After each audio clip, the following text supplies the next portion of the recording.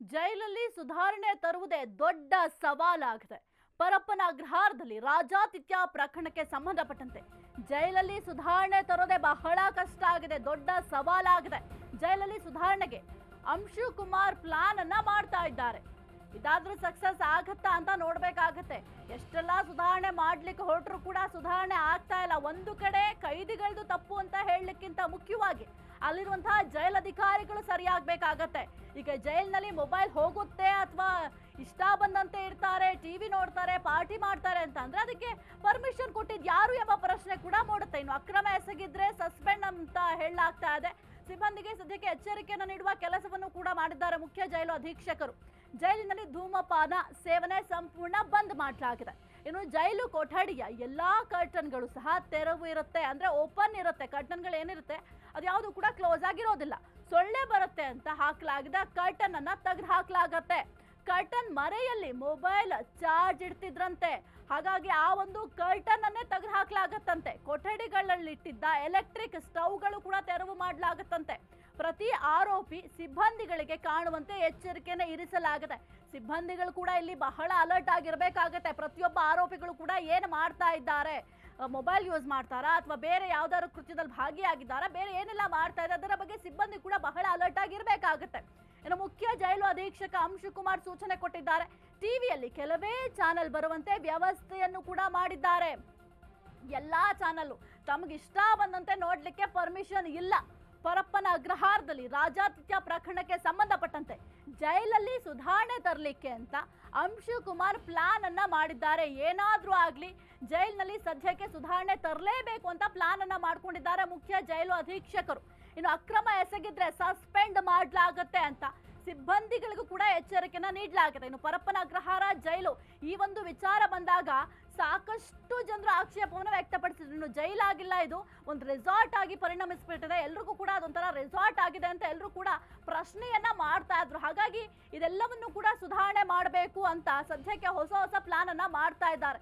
ಸೊಳ್ಳೆ ಬರುತ್ತೆ ಅಂತ ಏನ್ ಕರ್ಟನ್ ಹಾಕಿದ್ರು ಅದೆಲ್ಲವನ್ನು ಕೂಡ ತೆಗೆದು ಹಾಕ್ಲಾಗ್ತದೆ. ಯಾವ ಕಾರಣಕ್ಕೆ ಅಂತ ಅಂದ್ರೆ ಆ ಒಂದು ಕರ್ಟನ್ ಇದೆಯಲ್ಲ ಅದ್ರ ಹಿಂದೆ ಮೊಬೈಲ್ ಚಾರ್ಜಿಂಗ್ ಅನ್ನ ಇಟ್ಟಿದ್ರಂತೆ. ಪ್ರತಿ ಆರೋಪಿ ಸಿಬ್ಬಂದಿಗಳಿಗೆ ಕಾಣುವಂತೆ ಎಚ್ಚರಿಕೆಯನ್ನು ವಹಿಸಲಾಗಿದೆ. ಇನ್ನು ಕೊಠಡಿಗಳಲ್ಲಿ ಇಟ್ಟಿದ್ದಂತಹ ಎಲೆಕ್ಟ್ರಿಕ್ ಸ್ಟವ್ಗಳನ್ನು ಕೂಡ ತೆಗೆದು ಹಾಕಲಾಗುತ್ತೆ. ಮುಖ್ಯ ಜೈಲು ಅಧೀಕ್ಷಕ ಅಂಶು ಕುಮಾರ್ ಸೂಚನೆಯನ್ನ ಕೊಟ್ಟಿದ್ದಾರೆ. ಇನ್ನು ಟಿವಿಯಲ್ಲೂ ಅಷ್ಟೇ ಕೆಲವೇ ಚಾನಲ್ ಬರುವಂತೆ ವ್ಯವಸ್ಥೆಯನ್ನ ಮಾಡಲಾಗಿದೆ. ಸದ್ಯಕ್ಕೆ ಯಾವ ರೀತಿ ಆಗಿದೆ ಅಂತಂದ್ರೆ ಮೊದಲು ಜೈಲಲ್ಲಿರುವಂತಹ ಏನ್ ರಾಜಾತಿಥ್ಯ ನೀಡ್ತಾ ಇದ್ದಾರೆ ಅದೆಲ್ಲವನ್ನು ಕೂಡ ಸರಿಪಡಿಸಿದ್ರೆ ಸಾಕು ಎಂಬ ಪರಿಸ್ಥಿತಿ ಇದೆ. ಪರಪ್ಪನ ಅಗ್ರಹಾರ ಜೈಲು ಪ್ರತಿ ಬಾರಿ ಕೂಡ ಸೌಂಡ್ ಮಾಡುತ್ತೆ. ಆ ಒಂದು ಜೈಲಿನಲ್ಲಿ ಎಲ್ಲಾ ಖೈದಿಗಳಿಗೆ ರಾಜಾತಿಥ್ಯವನ್ನ ನೀಡ್ತಾರೆ. ಈಗ ದರ್ಶನ್ ಪರ ವಕೀಲರು ಕೂಡ ಆ ಒಂದು ವಿಚಾರವನ್ನ ಪ್ರಸ್ತಾಪ ಮಾಡಿದ್ರು. ಆ ಒಂದು ನ್ಯಾಯಾಧೀಶರ ಮುಂದೆ ವಾದ ಪ್ರತಿವಾದವನ್ನ ಮಾಡುವಂತಹ ಸಂದರ್ಭದಲ್ಲಿ ಆ ಒಂದು ವಿಚಾರವನ್ನ ಪ್ರಸ್ತಾಪ ಮಾಡಿ ಅವರಿಗೆ ಬೇಕಾದಂತಹ ಸಿಬ್ಬಂದಿಗಳಿಗೆ ರಾಜಾತಿಥ್ಯವನ್ನ ಕೊಡ್ತಾ ಇದ್ದಾರೆ.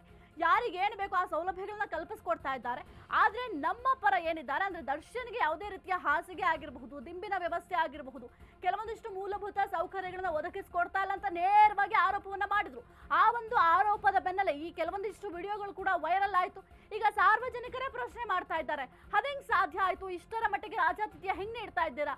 ಮನಸೋ ಇಚ್ಛೆ ಪಾರ್ಟಿಯನ್ನ ಮಾಡ್ತಾ ಇದ್ದಾರೆ, ಜೊತೆಗೆ ಒಂದು ಮೊಬೈಲ್ ಯೂಸ್ ಮಾಡೋದಾಗಿರಬಹುದು, ಇಷ್ಟ ಬಂದಂತಹ ಚಾನಲ್ ನೋಡೋದಾಗಿರ್ಬೋದು, ಇಷ್ಟೆಲ್ಲ ಸೌಲಭ್ಯಗಳನ್ನ ಕಲ್ಪಿಸ್ಕೊಟ್ರೆ ಅದು ಒಂದು ರೀತಿಯ ರೆಸಾರ್ಟ್ ಆಗುತ್ತೆ ಅಂತ ಸಾರ್ವಜನಿಕರೇ ಆಕ್ರೋಶವನ್ನ ವ್ಯಕ್ತಪಡಿಸುವ ಕೆಲಸವನ್ನ ಮಾಡಿದ್ರು. ಹಾಗಾಗಿ ಸದ್ಯಕ್ಕೆ ಜೈಲಲ್ಲಿ ಕೆಲವೊಂದಿಷ್ಟು ಸುಧಾರಣೆ ತರೋದಕ್ಕೆ ಪ್ಲಾನ್ ಅನ್ನ ಮಾಡ್ತಾ ಇದ್ದಾರೆ.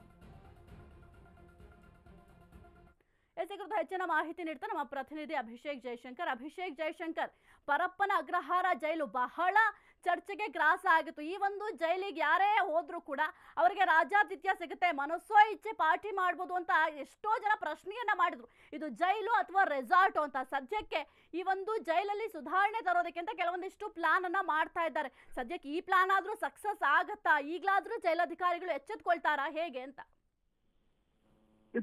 ಅಂಶು ಕುಮಾರ್ ಅನ್ನುವಂತಹ IPS ಅಧಿಕಾರಿಯನ್ನ ಅಲ್ಲಿ ನೇಮಕ ಮಾಡಲಾಗಿದೆ.